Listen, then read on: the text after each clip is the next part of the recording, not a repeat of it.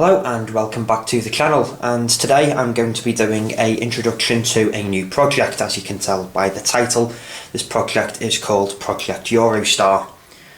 Before I go into the details of what that is, I thought I would just show you the layout, which will be for one of the last times, I think, unless I do a farewell sort of gala on the layout, just running a few bits and pieces. But my new shed is coming next Friday, so not tomorrow, next Friday. So once that's here, then we'll start seeing progress. So after 10, maybe 11 years, I'm not 100% sure, the old Bala layout will be coming down. Served me really well, but we all have to move on, and it's not in the best shape. If you do go back a few months now, I did do a layout update, just showing the condition of the layout and where we were at. So if you do want any more sort of information on that, then that's where you need to go. However, back to the topic of today's video. So, what is Project Eurostar? Going into detail. The project is going to run parallel with my new layout, and it sort of needs to, because the new layout's going to be designed in a way in which these can operate. However, it will be this particular model in front of you will be getting some changes.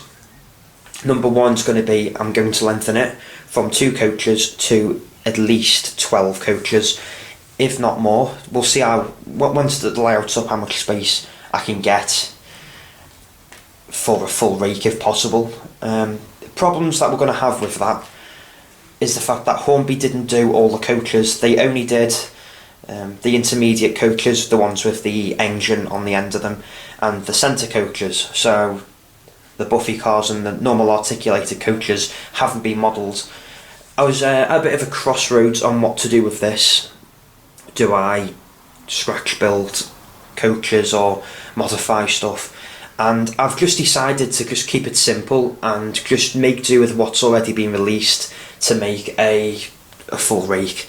Okay, it won't be 100% prototypical, but at the end of the day, having a 2-car Eurostar isn't any more prototypical either, and I am not going to hold my breath that Hornby will make the rest of the coaches, because I've had nearly 30 years to do so and haven't. So that's the plan for this model. It's not had a lot of use since I bought it, really. I've had it nearly all of my life.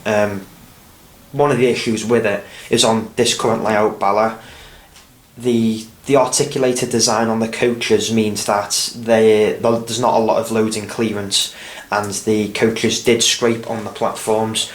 We did do a slight modification on the platforms to get them running through, but it's never really had a lot of love shown towards it, purely because it's such a complicated model in terms of that articulated design on a steam layout, which this basically is, based in the 40s, 30s, whatever. I'm not big on steam, so I couldn't tell you the exacts, but that's why it's never really had a lot of love. But I'm not just going to talk about this, I do have an unboxing, so we will go to the unboxing now. So, without further ado, here is the unboxing of 2 intermediate trailers for the Class 373 Eurostar. These are really hard to find now. They haven't been made for God knows how long, and they do come up from eBay from time to time, but they can get a bit silly. This was the first ever item I've bought off eBay where I've had to bid for it. Most of the stuff I buy, everything I buy, is on the buy it now. Sorry, the seagulls going past. Yeah, everything I've ever bought off eBay's been like a buy it now. So bidding was something that I probably need to get better at, just because I got a bit carried away. These were going, on the day the bid was up, they were going for £27. Then I got into a bidding war with somebody and I went up to 60, and then I got outbid again at 60, so I sillily went up to 70. So I got these for 70 quid, which for coaches, it's not great, and I can't pay 70 quid for the lot because it'll be so expensive. But hey, I've got the set going now, so let's unbox it. So it's not the greatest of packaging from the seller, but it's only coaches, isn't it? And I will use my track cutters to get into it. Hopefully oh no, I don't need to.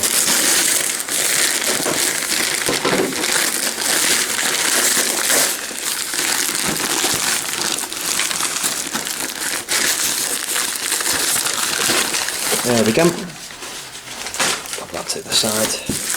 And you can see slightly through there the additional coaches. What I will just add, just quickly as well, for the Class 373, which one's the paddle car? This one. To pull a fully length train, you're going to need 2 of these. So that's going to be 2 motorised vehicles in push-pull, like they are in real life. It's just too much for this motor to handle. This is fairly heavy. I don't know if I've added weight to it in the past, but either or, you're going to have to add one on the back. And again, just before I get into this, other plans that I've just remembered that we're going to do to this are DCC sound. We're going to put a light conversion onto this and weather it, and it'll really come out nice when it's weathered, because you've got all this sort of like recessed panelling, which if you get like dirt into them, it will look really nice, and it just brings the detail up. But yeah, let's get back to this. If I can find out how to open it. I've not done an unboxing in God knows how long, so please do bear with me.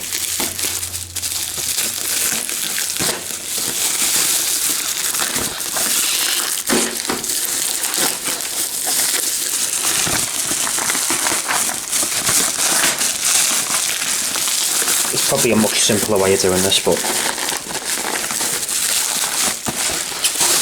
there we go. So as you can tell by the box, it is fairly old, but that's what you get basically. So it's the 2 intermediate trailers. On a actual 373, these are the 2 centre vehicles, and this is where they split in the channel tunnel if there's an emergency. So there should be more coaches which are just articulated, so like that. But Hornby didn't do them, which is great. Thanks a lot, Hornby. So let's unbox these.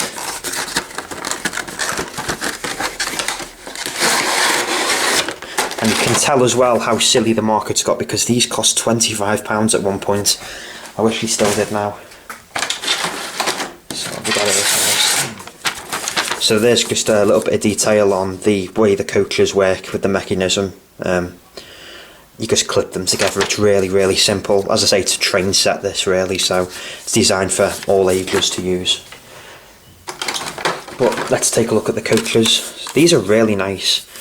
They're not super detailed, but one thing I have noticed is they've got different coloured interiors, which is pretty cool because these are first class coaches. And I believe this is where the train managers sit on Eurostar too, in this area here. But so this end's not got a bogie on it, and this end does, and they just clip together as such. So you put that in there, and just try and be gentle with it. This hasn't been done for a while yet, and just clip them together, and then they sit like that.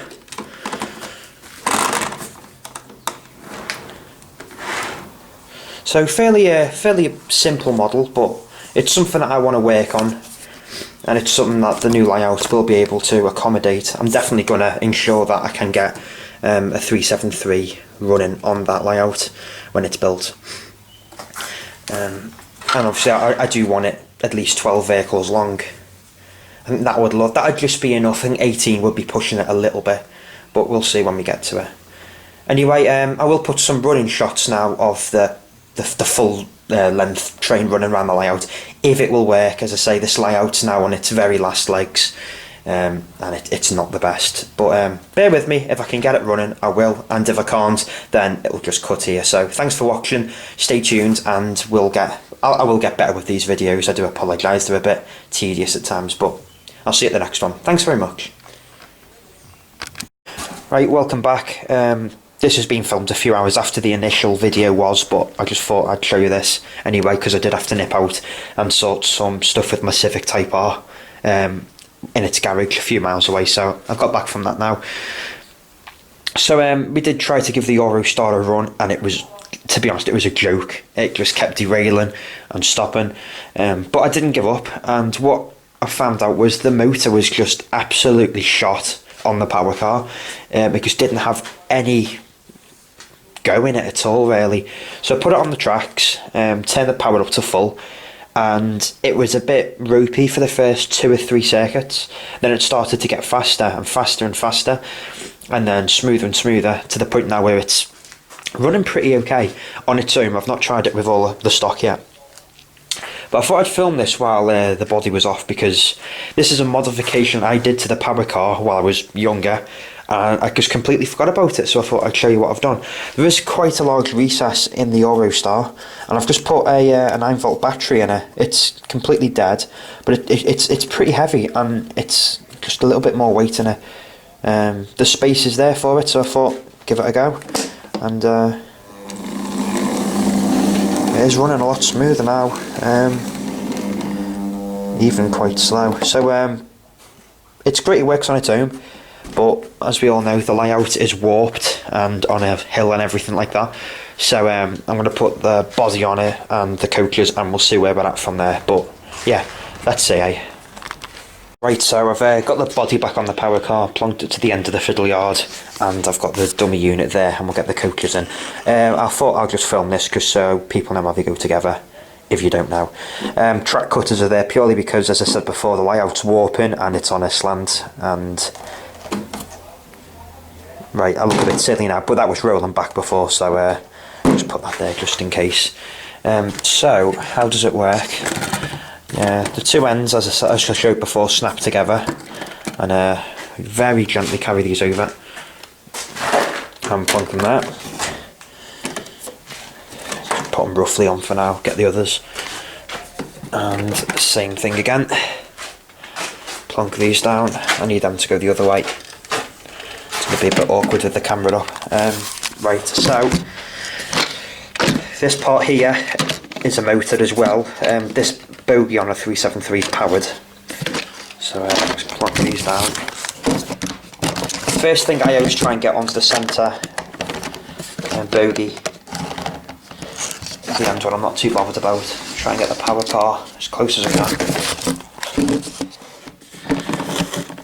and just lift it, and then you've got to like sort of pull back, otherwise it'll keep coming out. Get that there, show it a bit better. Sorry about this, it's really low quality filming.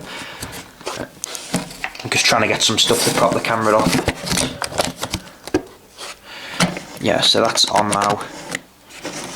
So it's just a hook really, but it's a bit fiddly. I try, when I'm putting them together, is hook them in first, and then pull them gently apart, just so there's enough tension there to keep them together, and then you get all the bogies on, otherwise it'll just keep derailing. So that's a half of the set done, and then it's the same technique with these into the centre. So let's put it all on. Go to the centre where the two coaches join. Put them together, pull them apart just gently so they don't come apart, and then get all the wheels on, and that's sorted. And repeat and go on, and that's basically how you do it. Just thought I'd show you that.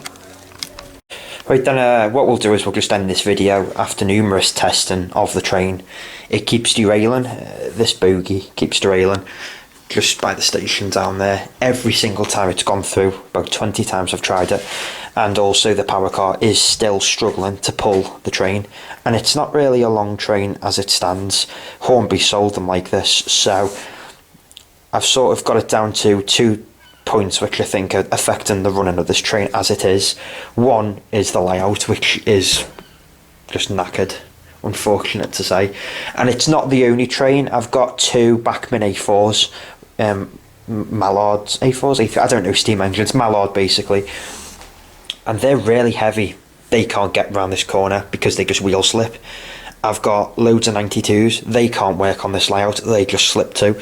So it's definitely not the layout, it's definitely the, sorry, it's definitely not the trains, because it's not just this train, it's the layout I believe. And secondly as well, I've ordered some new traction tyres for this, when this starts to pull the train, it really struggles.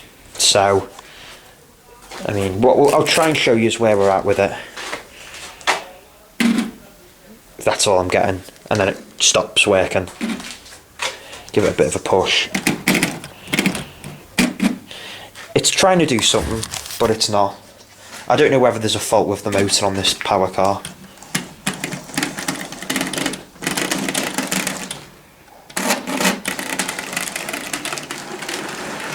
Push it around, that's the sort of highest point on the layout. I think it might have even derailed itself. No. Yeah, no. Ah, it's given up again.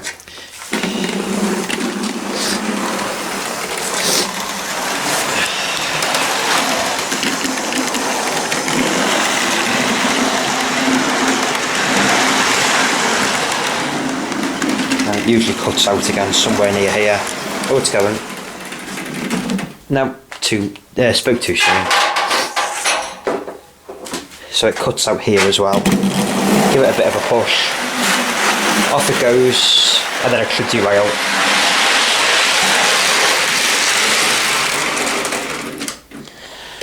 Which is something to do with, I believe it's this point, and also the platform clearance still isn't quite good enough. Yeah, so it's to do with that point or the platform clearance. Sorry about that, my camera's just died. It nearly corrupted or something, I don't know. So yeah, it's derailed. I've taken a look at the traction tyres. When I can get it to focus. I don't know if they're bad or not, but I'm just going to get them anyway, because with these two coaches that I've bought, it says that you get traction tyres, that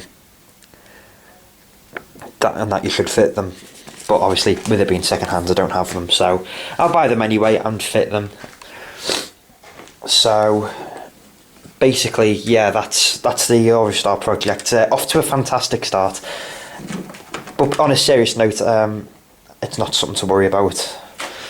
We will get it sorted. One thing definitely I'm going to have to do with the new layout is get adjustable feet, because it's just high, low, a bit high again, level, high, low, back high again. It's just, no.